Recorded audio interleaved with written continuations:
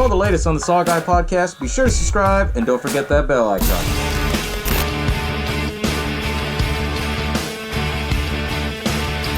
Welcome to the SaWGuy podcast. As always, y'all know, I am the SaWGuy, and damn, what a crazy year it was for year 2.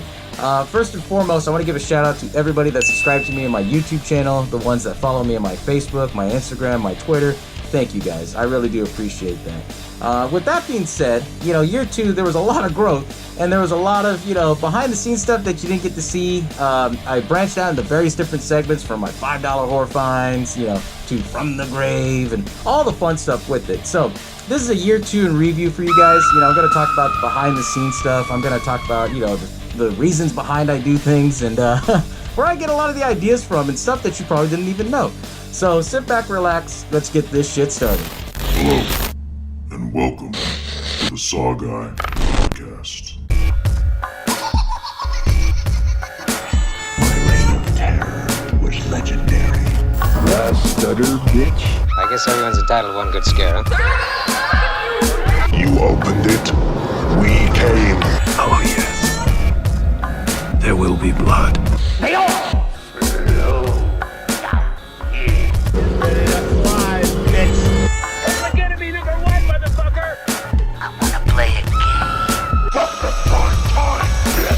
As I said, with year 2 of the SaWGuy podcast, there was a lot of growth.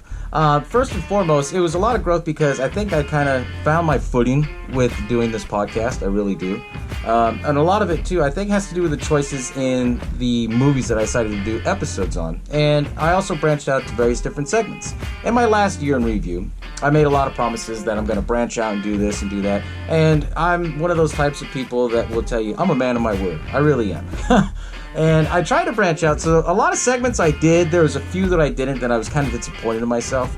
I wanted to branch out into the whole video game scene, and it was just very difficult trying to get in. It really was, because I was just like, shit, But eventually, I am going to bring about, horror video games and stuff like that. Maybe some retro classics, some of my favorites that I still play. But, with year 2, there was so much, upstart with it. There was so much, excitement, at least in my eyes, because I knew I wanted to branch out and try something different. First and foremost, some of the few things that I did is that I added different segments, and as you see behind me, and you've probably seen the whole year, I have a green screen now. I decided to learn how to, brush up my editing skills and things like that and have some fun with it. The idea of a green screen came about because, I was talking to a buddy of mine last Unicorn. And, I was, scratching out ideas on my notebook and everything like that. Like, what would make it pop, And he goes, well, try learning how to do a green screen. And, I started thinking about it, and I'm like, well, maybe, because before, you used to see all my horror figures and everything behind me. And I thought, fuck it. You only live once. So I got a green screen, and it was pretty cool. I got some lighting and everything like that. And I, did a lot of tutorials, a lot of online research and everything like that, and learned how to do it.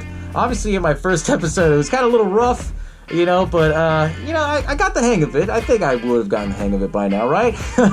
But, with that being said, when I started, year 2 of the SaWGuy podcast, I thought, okay, let's have some fun with it. I'm going to throw some more obscure films. I'm going to kind of make it more, I guess you could say, intimate. That way you learn a little bit more about the man behind the mask. If you're one of the few lucky ones that follow me on my Instagram, you might have seen me unmasked a few times, but I only leave it out there just for a little bit so you guys can see, because I know I get a lot of questions about that. When I started working on year 2, I thought, okay, I'm going to plan everything out, and it's the same thing that I always do. I plan out different episodes, I sketch them all out, and I basically say, okay, well, I'm going to do this episode because it ties into this. I want to do this one because, it's kind of very intimate of who I am and things like that. And the first episode I started off with was House. And I know a lot of people are going to say, what's so intimate about House? House was one of my favorite ones, and I got to see that film a lot as a kid because of Alan Autry. Alan Autry, he was the mayor for a long time here in Fresno. And during his time as mayor, they always would play, all of his movies that he was in and TV shows, In the Heat of the Night and stuff like that. And one of those films was House, and they always would play it. And I figured, oh shit, he was the mayor of my hometown, Fresno. Fuck it, I'm gonna put that in there.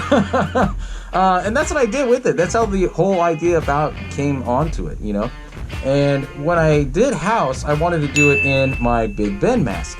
that's a mask you probably won't see too much because, you know, when I decided to do that episode, I didn't put 2 and 2 together and think like, oh shit, green screen, green mask. I think I did okay on how that looked as far as like putting it together and editing.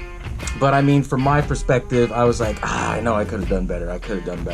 But I did love that mask. I put a lot of effort and a lot of thought into that one. Originally, I was gonna do like bright neon colors, but then, you know, I had a friend of mine. They're like, man, that looks like I'm laughing because I can't get it out. They said, man, it looks like a apple that's been dipped in caramel. And, you know, when I first started looking at it, I was just like, oh shit, okay, well, maybe there's some truth to this. So I went back, kind of scruffed it up a little bit.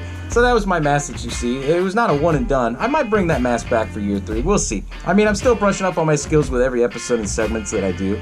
But then later on, I started doing other segments. And my other favorite one that I like doing that you guys all enjoy is my $5 horror finds. When I started that, it was just kind of a fluke how it came about. I was looking through movies and stuff like that, and of course, you know, me and Last Unicorn, we were hanging out, and I said something about like, oh man, I want to do another segment, I don't know what to do. And then he says, well, why don't you talk about $5 horror movies? And, you know, then kind of like the ball started rolling on that. I said, okay, well, how would I do it? He goes, well, you can do it, just put a SaWGuy twist to it. And that's what I kind of did. I started that out, and I decided to give it the SaWGuy twist, you know, of how I wanted to build it and things like that. Obviously, it was still kind of rough on the edges because I didn't know how to do thumbnails and how to make the backgrounds and stuff like that. That all came in due time. I think, you know, later on, halfway through the year, I got a lot better, and then you start seeing it. But at first, I was just like, okay, this is really rough, but I'm going to try this out. And I did. You know, I did the whole $5 segment with it. And, you know, I wanted to do where it's like, okay, you know, I went digging through, and then I found this, and then how I build it all up, you know, and how you present yourself from my experience is, you know, says a lot. And that's when I was thinking like, okay, well, how am I going to present this? And I thought I did pretty good. The only thing is that I struggle with is that I didn't want it so quiet in the background. And eventually I started putting in some of my own homemade music that I did, but kind of doing your own homemade music and then editing and then try to squeeze it in the video, it's a lot of time, and it's kind of difficult if you're, you know, crunch time for it. So I decided I would get some of my favorite music or some music that ties into it and then just loop it. And, you know, eventually I got the hang of it. At first, though, you could tell when it was like a hard cut and everything like that, and I was like, shit. But eventually I got better with it, and it became a fan favorite of you guys. You know, you guys all really enjoyed that one, so I kept continuing with it. Other ones that I did, most of you guys remember my horror news update, and I love doing the horror news update, but the problem with that is by the time you find out the news, you make an episode or a segment, and then you know, put your thoughts into it, you edit it and everything like that and post it. The news is already 2 weeks old, you know, and I was just like, shit, you know, I didn't want to do that, but I had fun with it, don't get me wrong, but then later on I decided, okay, I'm going to do like one specific topic and then kind of cut it short and maybe make it like 4 or 5 minutes, you know, for a video for you guys to enjoy.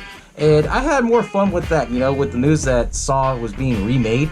And when I heard that, I was just like, oh my god, I have the inspiration right now to get this shit rolling.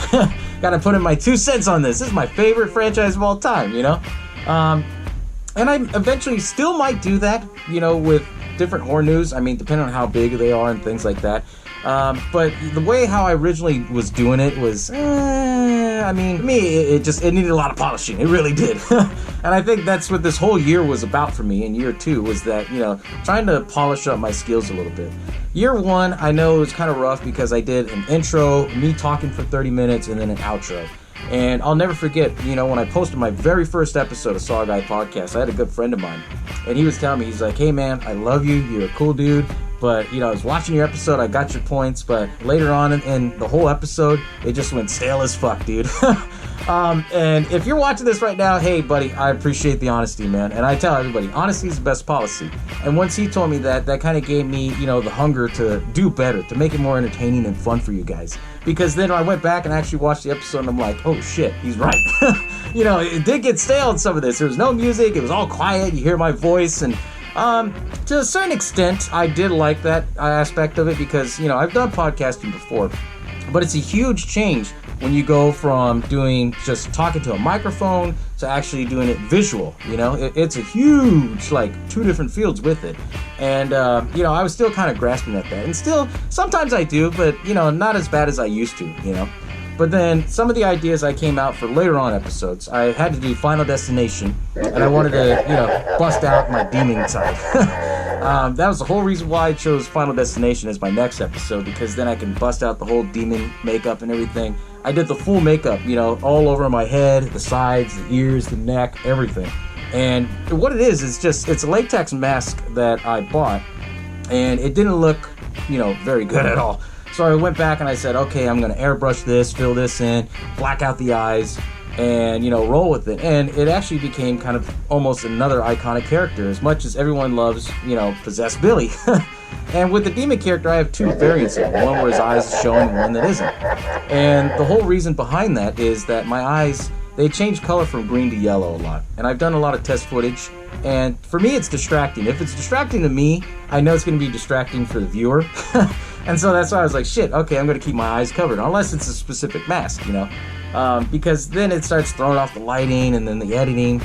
And, when I say it goes from, like, green, like, it goes from a green screen green to, like, a bright, like, sunshine yellow, and it's weird. So that's why I always usually have my eyes covered. And that was the reason behind the demon character, was that way he's going to be more melodic and stuff like that.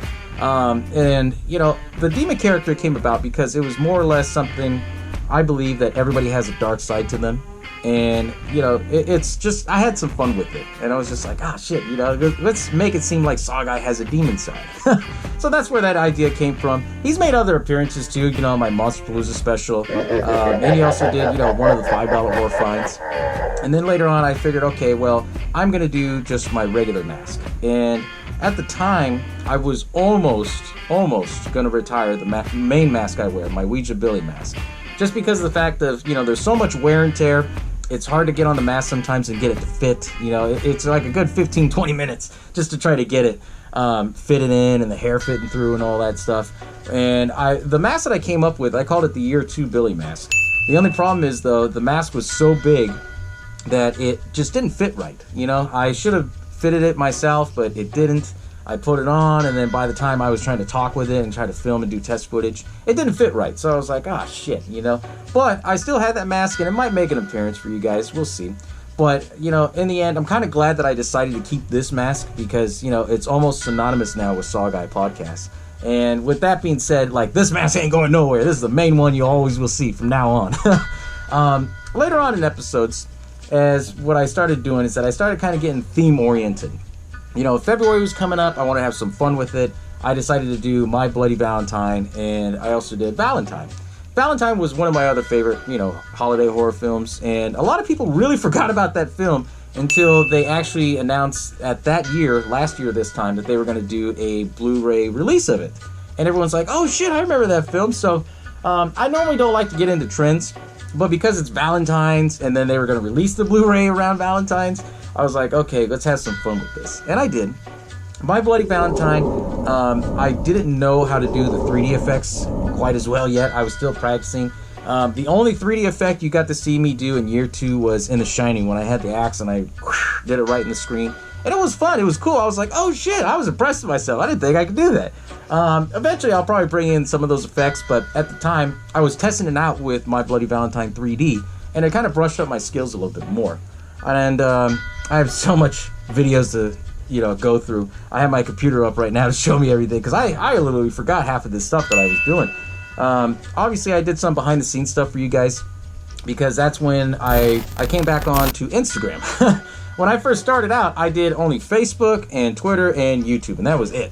I wanted to brush up those skills first, and then later on, when I felt like I was ready, I'd come back to Instagram. And when I came back to Instagram, oh wow. My first few posts, I must have got like 40 or 50 likes, just like in an instant. And I loved all that overwhelming support. And thank you guys for that, because it gave me a lot more inspiration, more food for thought. And it inspired me to do a lot more with Instagram and do some Instagram exclusives, like possibly seeing me on Mask, maybe. But it was pretty cool, And I got to branch out a little bit, and, the SaWGuy name, or the SaWGuy podcast, it started getting out a little bit more with that. Twitter, I like using Twitter, don't get me wrong, because all the breaking news happens on Twitter, but it's very difficult to kind of, post something and people see it. Instagram, I think a lot more people are on Instagram than Twitter. I'm not sure. I mean, let me know in the comments below if you think that, because, I mean, I'm kind of curious to know, because I think it's like 50-50, but there might be a little bit more for Instagram, I don't know. But going through some of the other episodes, I decided I wanted to do one on Hatchet. And that came about because, when I was wearing my mask and when I came back on Instagram, a lot of people asked questions about my masks. And they said, okay, do you not make them? Do you have somebody else do them? I said, hell no, I do it all myself. And, with that being said, it kind of inspired me to want to do a mask that kind of branched out my, skills on mask making. So what I decided to do, I was going to do the scarecrow based on the folklore of the Iranian culture of like the actual scarecrow and stuff like that. And so what I wanted to do is I got a plain Jane mask, the same template as the one I'm wearing now. But what I did is that I wanted to kind of give it that burlap, worn, torn look, like it's actual burlap and everything like that. And it's just like oozing out shit. As you see in the video, I did a whole mask making episode on that, or a segment. And when I did that, that's all original music for me. Actually, wait. No, the first one was. The second one wasn't. But after I did the second one, I was like, the music doesn't go with it. So I kind of went back to my original music that I actually did. The second one that I did for the Scarecrow, that was actually copyrighted material from a band, Time Cop. And I love their music, so I was like, God, I got to put this in there. So I put that whole song in there, and it was kind of entertaining. I really did like it, but later on I figured, it doesn't go well with the theme with it, But when I designed the mask, I had some fun with it, I decided, okay, I'm going to use the plaster that they use to, make walls and shit, or to seal the walls in between the sheetrocks, and then, as you see in the video, I had to dip it in, wring it out, and then put it on, and then mold it and everything, and I had to use a lighter to kind of push out all the air bubbles and everything, and then paint it, and then, kind of muddy it up a little bit, and it came out, pretty good. The only problem is that when I wear the mask, because it shows the eyes, I have to wear all the makeup and everything like that. And wearing the makeup, for me, I usually don't complain on it, but it's just to get into that level of mind thought, I have to really, sit and think, and then it's like, okay, I'm ready for the war paint. And then that's when I start putting it on and everything like that. Because I don't just use, your basic grease makeup. I use a lot of water-based ones, water-activated makeups, just because they stick to my skin better. Behind the scenes, I actually sweat a lot. I sweat all over, pretty much. And using grease makeup, it doesn't go well with my skin. So that's why I was like, okay. But if I use water activated, it just sticks really good. And that's the same type of makeup I use for the demon makeup as well. And later on, I decided I'm going to branch out to other segments. So throughout this whole year, I was like, okay, I already have $5 horror finds. I have the horror news update. I decided I wanted to do the horror opinion. And that came about because I'm a big fan of TED Talks. And TED Talks, I had to watch a lot of that when I was going to school for, my CLS training and everything like that. And I enjoyed it. I really did. There's some inspirational stuff that you learn. And I figured, okay, what if I was to do that, but with horror movies, with a SaWGuy twist? And that's where the horror opinion came out. The only problem is just I've been wanting to branch it out more, but I've been kind of testing out to see doing a different method of it. I want to do it so you see like a full body shot, like how they do in TED Talks, walking around and they talk and they have like a PowerPoint behind them. That'd be pretty cool, So I'm still kind of testing that out. So you might see the horror opinion come back soon. But then later on, I kind of branched out and tried other favorite episodes of mine, Another fan favorite a lot of you guys liked was the Scream episode. I think it was because of the Masterpiece song, I Hear Him Coming. Scream! He did that for Scream 2 actually, but I put it in for Scream 1 to have some fun with it, and then I did the whole dancing thing and everything like that. But Scream was always, one of my favorite slashers, and I had to put that out there. And then, going up the list as I'm looking through all my videos, I did a horror unboxing. I got a lot of questions on Instagram about a lot of my horror collection, so I figured, okay, I'm gonna do a horror unboxing. But, when I went out shopping, I bought like 17 figures. And when I got that many, I was like, do I want to do one at a time or do one big one? And I said, you know what? Fuck it. I'm going to go all big. Let's do 17 unboxings right here, right now. And so I did that. And I think that's still my longest episode that I've ever did, or longest special. Just because I think I was pushing close to the hour mark on it. I think it was like almost 50 minutes on that. But when I was doing that, the funny thing, out of the whole thing is that try to present it. And I was like, okay, well, I'm going to present this one, and then I'll present that one, and then I tried to put like the text and everything on there, so everybody had a good view of what it was and things like that. Because the green screen did kind of mess with some of the coloring and stuff like that. But then it came down to this gummy pickle Rick that I bought, and I'm not a fan of pickles by any stretch. When I said, okay, I actually literally opened it right then and there, as you see in the video. And I said, okay, I'm gonna taste it. Slipped it under the mask. The fuck is that? And I put that funny ass scene in there from Loiter Squad where he's like, yeah, I want a burger and let me get pickles. I'm not gonna lie to you, I took one little piece, like that much. I bit into it and I fought everything inside me not to fucking throw up on camera. And I was just like, oh, what the fuck? After I did finish that whole filming segment and everything like that, behind the scenes, I literally threw up. I just couldn't stand that fucking taste of it. Because it tasted like McDonald's dry-ass pickles on their burgers. Like, ugh, fuck that. Like, that tastes coming back in my mouth right now just thinking of it. But that was one of the craziest things that I did on that. And I was just like, ugh. And then later on, I did a promo for Monsterpalooza because I wanted to branch out and take the show on the road. So, behind the scenes, what I decided to do, I wanted to do the Teen Wolf scene where he's dancing on the band and stuff like that. So, I called in some help from my mom because she has a SUV, right? And I figured, okay, I'm going to stand on top of this SUV. It was a Tahoe, and I was, like, going to try and do the dancing moves. And we were literally going to do the whole thing while driving. And a lot of people have said that, man, you're fucking crazy. And I was like, no, I'm going to try and get the right shot. Obviously, it didn't work out as the way I wanted it to. And I had to do some of it behind the green screen, and I had Last Unicorn help me out with that. But what was funny was the fact of how I pieced it all together, and he still has some of that footage, and we just kind of ran wild with it. He put a Baby Shark theme on it, and I was like, oh, fuck, dude. But, I mean, we had fun with it. It was my promo to break out to say I was going to Monsterpalooza and take the show on the road. And at Monsterpalooza weekend, that was fun, because you got the whole Monsterpalooza aspect that you can do. We got to go see the Myers house and the Laurie Strode house, which is like a stone throw away, like 5-minute drive from there.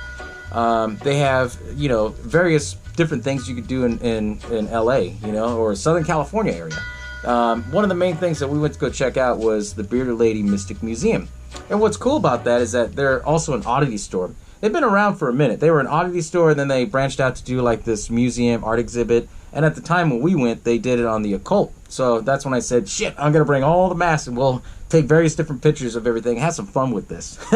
Then we also went to another exhibit that they opened up called I Like Scary Movies. And that was actually pretty fun because it's interactive. You can have fun. You can see all these scenes from the movies. It's basically like you're in the middle of the scene of a movie. So like in The Shining, there was a room you went into and the whole, from top to bottom, ceiling all over, it was all the floor print. Then you would go through these secret double doors into, Derry, Maine, It was cool, and it branched out to various different things. And then you got to see the Nightmare on Elm Street ones, Beetlejuice, The Lost Boys. It was a fun, good time out there. And I figured, okay, well, I got so much footage. How am I going to put all this shit in one episode? That's going to be tough. So I decided to do a special 2-part episode for you guys. Because the special 2-part, I normally don't like to do them. But I figured, okay, I'm going to try and do this. And the reason being is because, when I do a 2-part episode, I like to film them back to back. Because I don't like to do one, edit, and then put it in there. Because sometimes there's some points that I miss. And, with that being said, I spent the whole day recording that whole 2-part episode. Literally from 8 in the morning until like 4 a.m. the next day.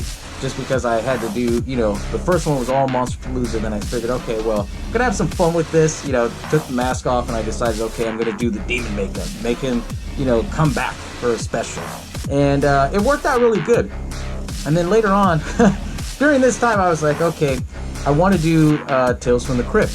And I want to do both movies back to back, but not as a 2-part episode. So I decided to call that the Gruesome Twosome. And it's kind of a play on a joke that I have, that's why I call it the Gruesome Twosome. It's a haha, inside joke.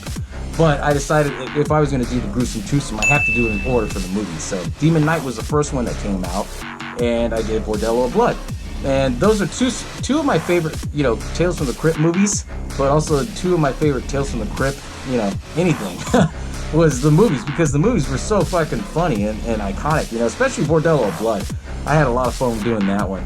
But during that time, I kind of took, a little bit more time away from the show because, I got a different green screen for one. And two, a lot of that stuff that I had in my garage where I originally was filming, I had to take all that out and put it in my spare room because the green screen was so big. It was kind of hard to fit in.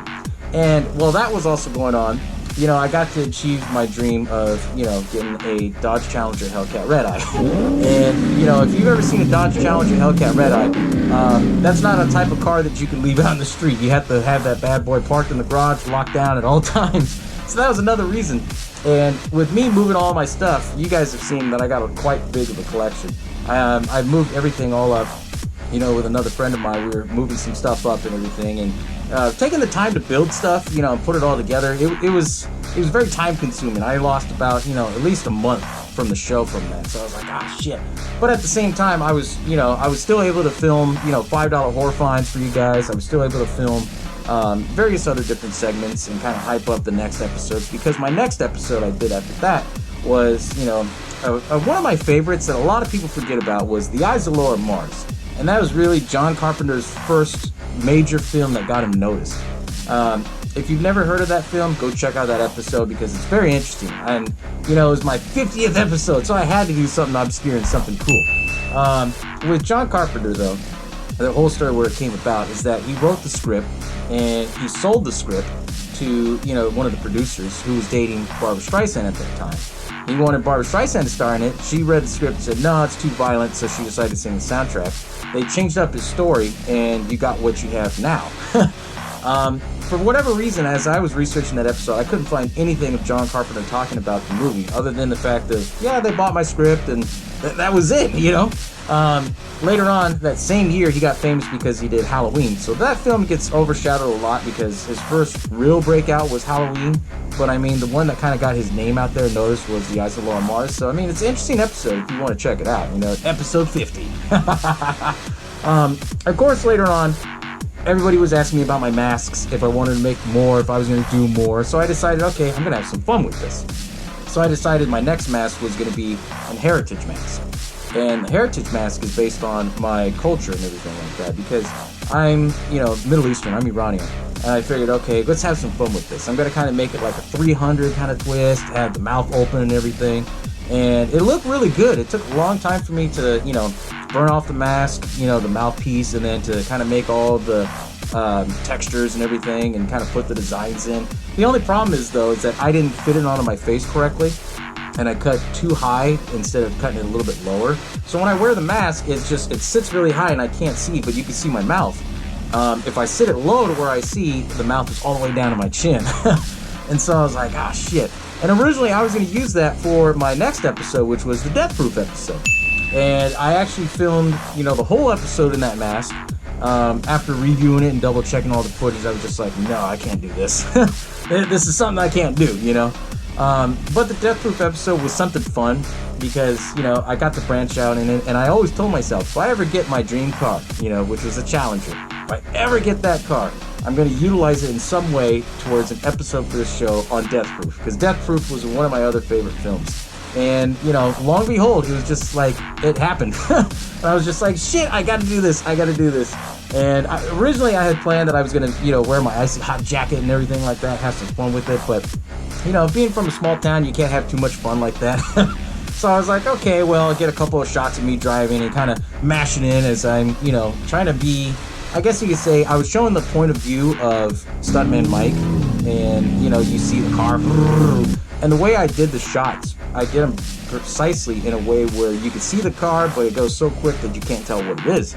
And I had some fun with it, and that really kind of, pushed my, I guess you could say it pushed my work into getting better for the trailer announcements, because when I was doing that, even though it's only a minute, it's like, okay, well, if I'm going to do this transition, trying to blend it in with this, and, just the way where you see him driving, it's actually me driving in my Challenger. I'm driving down, and I figured, okay, what am I going to do with this? And then that's when I thought, okay, I'm going to do a flash, like in the movie where the lights come on, and then they do the crash scene, shh, and then you see the logo come out, bam. And I was just blown away that I was able to do that. I was like, holy shit, I had a lot of fun with that episode. I really did. And that's where I try to branch out and try to have, throw in some other fun things in there. I like American Dad. American Dad's one of my favorite TV shows. So I had to throw in that scene in there with Roger. It's like, I'm going to do it like this, And I did that purposely, with the whole, lap dancing scene. And that shit was funny, dude. Later on, with some of the other segments, I decided, okay, I'm going to do a taste test because now it's Halloween time. And my favorite taste test that I like to do on things, it's only on foods that I like to eat. I'm a big fan of Mountain Dew. A little bit of the So that's when I was like, oh shit, they have the Mountain Dew Halloween flavor called Voodoo. So I'm going to try this out. So that's where I tried it out. I did mess up though, because the first swig I took at that video, I was like, damn, this is actually pretty good. I go for a second, and because of my notebook, I always carry my notebook on me with everything, but obviously I'm not using it today. But I had my notebook, it was closed, and I was like, damn, this is good. So I lift up, and the whole fucking thing, everything all fell apart, and I was like, shit. That's why I put that technical difficulties on there. But it was good though, and I got to have some fun. I threw in some different scenes from movies, from Scary Movie and stuff like that. And then I kind of branched out and said, okay, let's do some promos.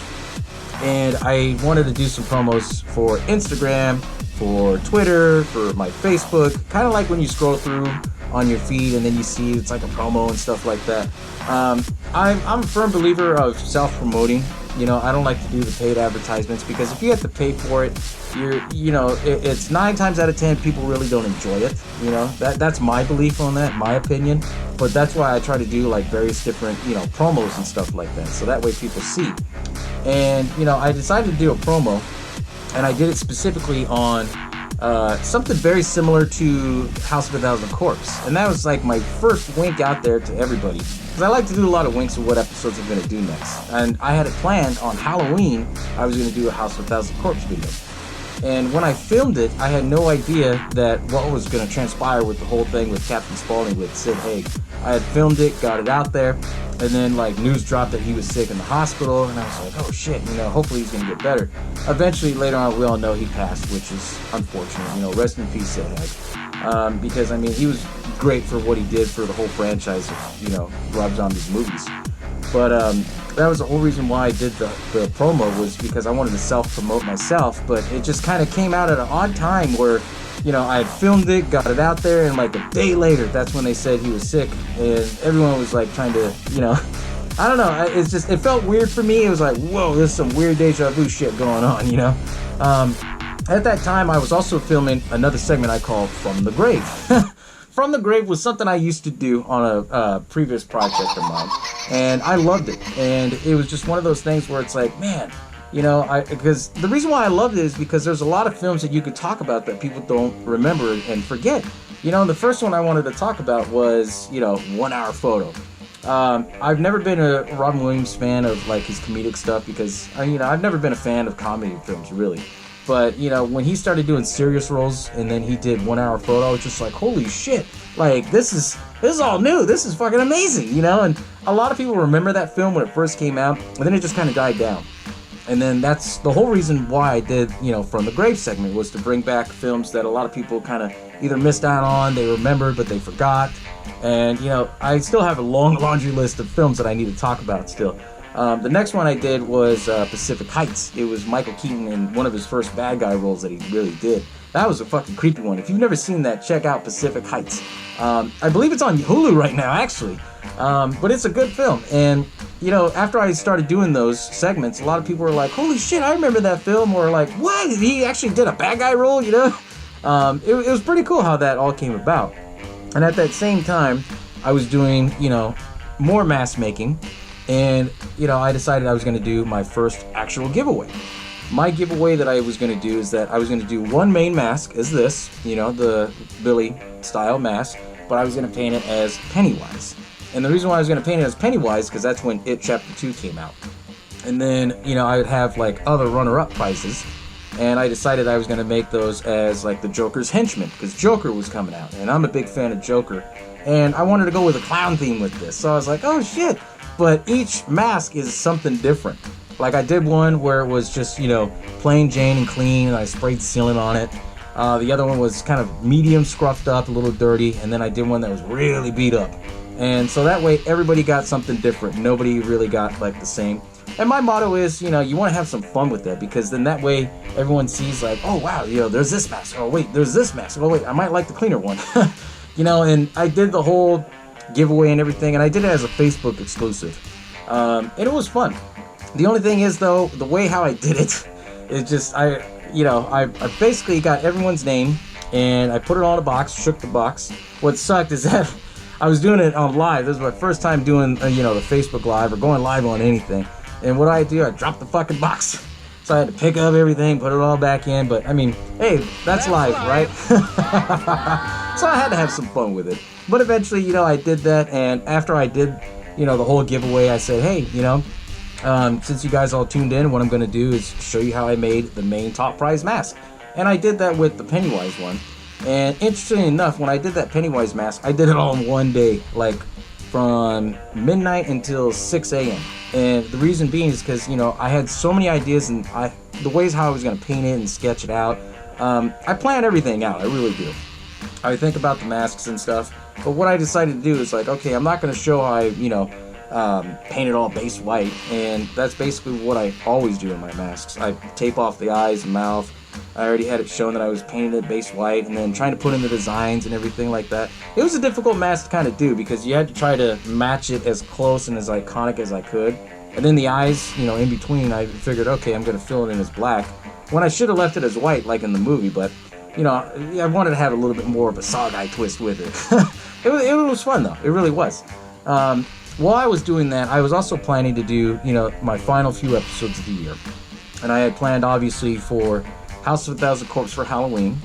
I was going to do The Conjuring, Saw 2 for sure, because Saw I've always done as a Halloween special, but I wanted to do House of a Thousand Corpses, something a little different, something that you guys weren't going to be expecting. And then I decided to do the Texas Chainsaw Massacre and The Shining. And when I was planning all those out, when I did the Conjuring one, I wanted to have some fun with it and really test my skills. So I decided, okay, I made it look like I was Ed and Lorraine Warren or a ghost, ghost investigator. I was going to do something like that. So I kind of built it all up that way, made it look like I was looking around. You see the hands clap and everything like that. As I was filming it, I had to go to like a really dark place, to kind of get that mindset of Possessed Billy. That's a fan favorite that everybody's loved, because I'll bring him out from time to time. But Possessed Billy, he was last seen on my Dead Silence episode. And I said, shit, I gotta bring him back before the year's up. So I decided to bring him back. But then when I did the episode announcement, I said, okay, now I gotta do another announcement showing that he's back. And that whole thing I did in roughly one full take. And what I did is that I put the camera in there, and I had one light on in my house. And I filmed it. And it was kind of creepy, because it was pitch black, it was quiet. And the way how I acted about how I was talking to myself and stuff, and then had to get into that moment where I was transforming into Possessed Billy. I used the transformation from the Hulk. That was actually one of my old favorite TV shows, the original Hulk from the late 70s, early 80s. And I did that whole transformation where he was like, no, no. And then what I did as Possessed Billy, I wanted to have some fun with it, but I also had to tweak up the voice.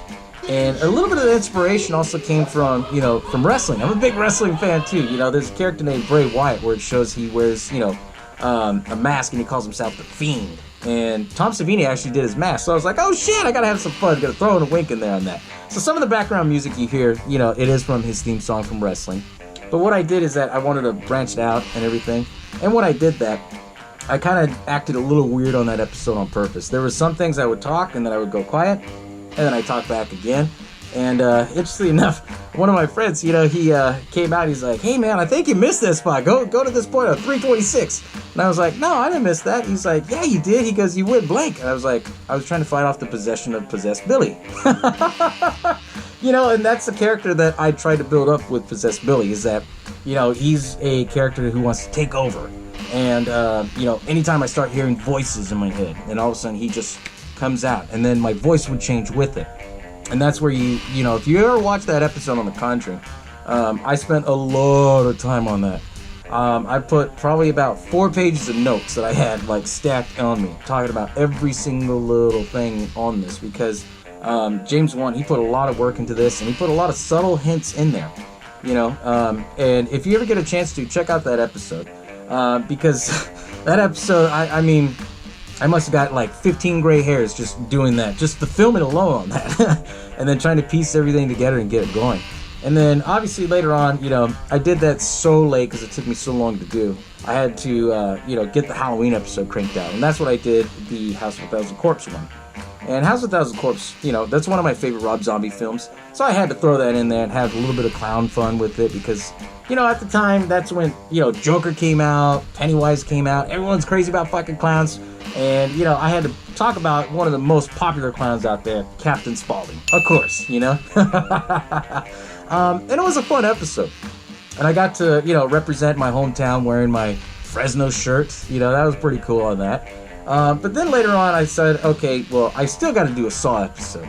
Every year, it's always that I try to do at least one Saw movie or Saw sequel into the lineup, So I decided, okay, I'm going to do Saw 2. And the way I came about with the trailer announcement is that I was going to do it as myself, playing as Billy, like talking, on the screen and everything, and make it look like a TV screen. And now you'll see it in my intro, because that was one of my favorites that I got to do. And with Saw 2, there was so much that I wanted to bring about on that, but I was like, I gotta save it for later on in the sequels, because I know 2 lines up with 3 in this point and all that, but for sure you'll see another Saw film coming in year 3. I can guarantee you that. And then, at that time, that's when Thanksgiving was coming. And with Thanksgiving coming up, I wanted to have some fun with it as well, because I wanted to always do an episode on Texas Chainsaw. But the problem is, everybody does it in the summer, because it's a summer film. I wanted to put a dark humor note on it and said, no, I'm going to do this as a Thanksgiving film. And when I presented it to myself, and I kind of told, Last Junicord about it, because I kind of throw some ideas with him. Hey, what would you think of this, And he looked at me and he was thinking, why on Thanksgiving? And I told him, I said, because it's about a family who eat a lot of meat, and, family is everything on Thanksgiving. And then that's when kind of the light bulb went on with him, and he's like, that is a great fucking idea. And I was like, yeah, I know. No, it's just, I wasn't cocky. It's just, it was just more or less like, that's the way I see things, how I present and plan things. Whether it's, a time period or something, I think of something fun with it. And with that being said, I said, okay, let's do some footage. I want to try and film and do something really big for this trailer announcement. And he goes, well, what do you have in mind? I said, okay, we're going to go out to the middle of nowhere. I'm going to reenact the final scene, and I just need you to help me film. And I normally do all the filming myself, but I needed his, expertise on, trying to get certain spots of what I wanted to see. And, he caught a lot of my vision, which was pretty cool. And when we were going through it, we did this out in the middle of nowhere in Fresno, If you guys know the old Friant Road and live here in Fresno, that's where I filmed it at. What was interesting, though, it was funny because, I went out there in the full mask. I had, fake spray blood. It was, eco-friendly and everything. It washes out. So I sprayed it on the ground, sprayed my boots. And the way I had it planned is that you would see the ending first, where you see, like, the bloody boots and everything, the blood dripping off of the chainsaw. I wore my belt buckle of the actual saw blade that spins, so I don't know if you guys saw that. Cool little wink. And then it goes up to my face, and then you see me, like, breathing heavy. And then that's when I start putting in the text of, like, Texas Chainsaw. Then you see me running around the corner, and then you see me, like, running at the camera, like, swinging the chainsaw. And then that's when I do the iconic chainsaw dance. I tried to match it, but obviously y'all know I can't dance. But I had some fun with it. I really did, I love all kinds of musics. Everything from, oldies to, techno and rap. It's just, I have no barriers when it comes to music. I like them all, whether it's dubstep. And I always try to implement every single aspect of all music into it. I mean, shit, I even get down with country. And when I was doing, like, the whole trailer announcement for the Texas Chainsaw, I said, okay, I got to use Roy Orbison's Running Scared. It goes so well with it, and I did. Unfortunately, though, because I did the full song, even though it was only a minute, YouTube, they put a strike on it, and I was like, but, I had some fun with it, and it went perfect. And even though it was under a minute, I still, to this day, think that was one of my favorite ones that I got to do. And towards the end of the year, I wanted to go off with a bang for year 2. And with that being said, I wanted to do The Shining. And I had always planned to do an episode on The Shining in year 1. But the problem is, every time that I wanted to do it, there was, various other podcasts that would do The Shining. And I don't know if it was because it was like the anniversary of it. It was like, oh yeah, 30 years ago The Shining came out. Or if something happened, people would talk about The Shining. And every time I wanted to plan to do The Shining, everybody was doing it. So I said, shit, okay, now's not the time. And my motto is, I don't want to do the same thing that everybody else is doing. Because if we're all doing the same thing, that's not entertaining. At the end of the day, it really isn't. And that's my belief, and that's why I kind of dance to the beat of my own drum. I really do. And, that's when I was thinking, okay, I'm going to do The Shining for Christmas. And it's just, there's so much aspect of it, that reminds you of Christmas. You're stuck in a home with family that you don't want to see, and then somebody fucking snaps. And that's true with Christmas. And so it's another dark humor joke on why I wanted to do that. And when I was planning everything out for it, I said, okay, I want to dive into the madness of Jack Torrance.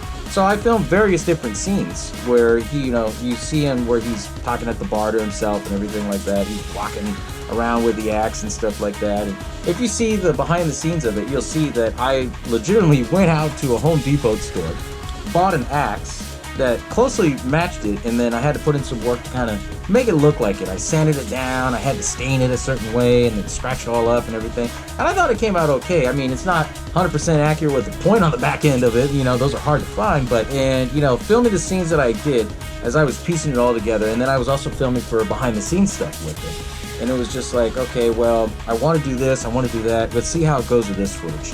So, you see me walking down the hallway, and I actually was kind of reenacting his voice, Daddy boy! But I thought it just made it, pop better if I used from The Shining. And it really did. As far as the music that goes, that I didn't want to use your typical Christmas music. Just because of the fact that if you use just your basic Christmas music, everybody knows it. Everyone's been doing the same thing. And as I said, I like to do things on the beat of my own drum. So for the music, I decided I was going to do the Taylor Swift version of Last Christmas.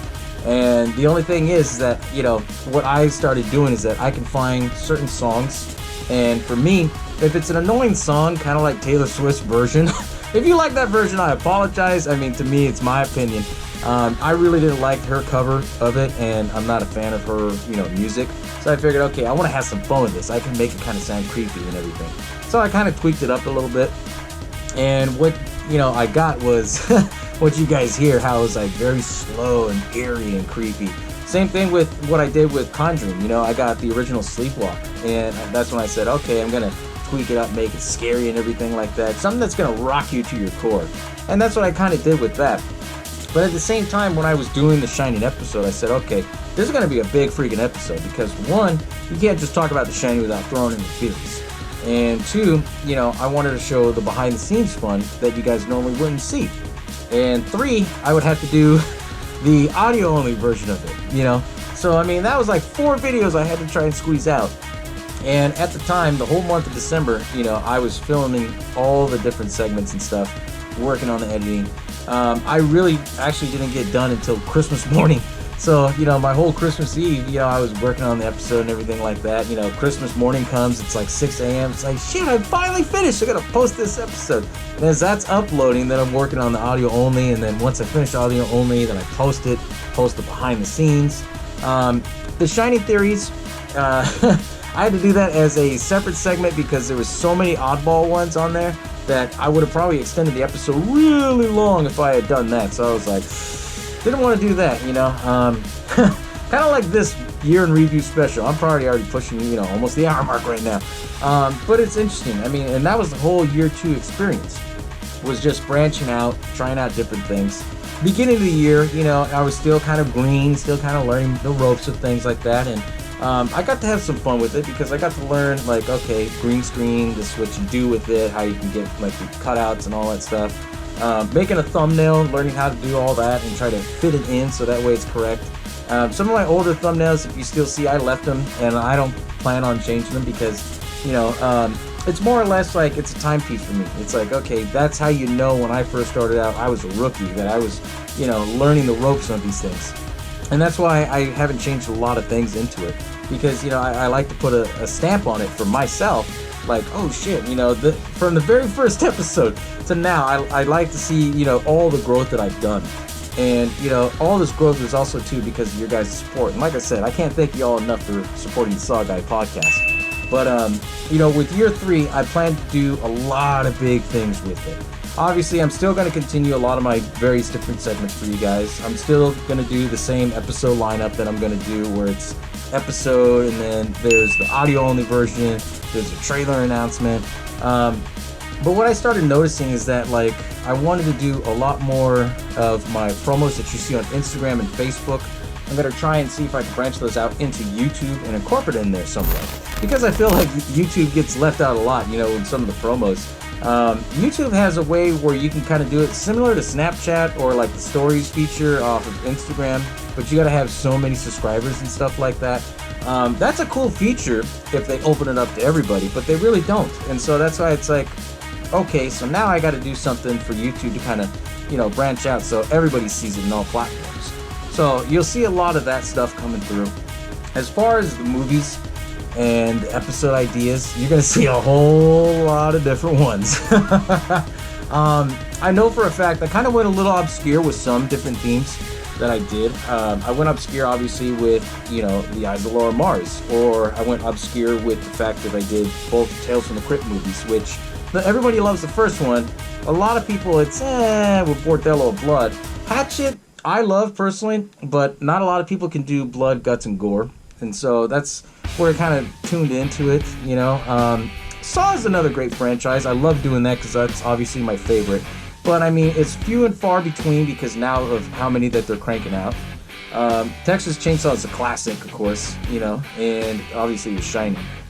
But I mean, you'll see that I'm going to kind of branch it out there a little bit too, I might do some more recent films too, because that's another that's another request I get a lot of people asking me, whether it's from my Twitter or Instagram or Facebook. A lot of people have asked me, how come you haven't done anything recent?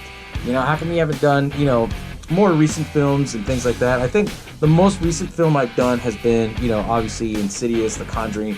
And I did most of that, in year 1, except The Conjuring I did in year 2. I do want to branch out to more modern stuff, but like I said, I try to dance to the beat of my own drum, and I don't want to follow what other people are doing, And like I said, if I do that, then it's not as entertaining. Now, it's not a knock on anybody or anything like that, or any of the other podcasts out there or anything.